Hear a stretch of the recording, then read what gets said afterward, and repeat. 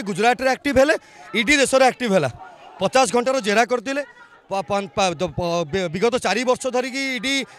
राहुल गांधी को जेरा कर सोनिया गांधी को जेरा कर हाजत में पूरे पारना निजे राहुल गांधी भी कहते मुझे एक्टिव हेबी से ईडी एक्टिव हम ईडी आमको भितर पुरेब तो आम यह कहूँ चाहूँ जदि ईडी को आपड़ जदि राहुल गांधी किसी दोष कर सरकार अच्छी 10 वर्ष है सरकार अच्छे आप जेल पुरुना आप जेल पूरे पारे कारण आप साहस ना से लोक जब किसी भूल करता से छाती फुले चल ना छाती फुले आप कथा कही ना से किसी दिन पूर्व निजे ट्वीट करता कहते ईडी मो घर को आसवे कारण से सरकार को अड़ुआ पकाउछन्ति जो राहुल गांधी एक्टिव हेबे से ईडी एक्टिव हम से जानी शुणिकी आप विगत 4-5 वर्षर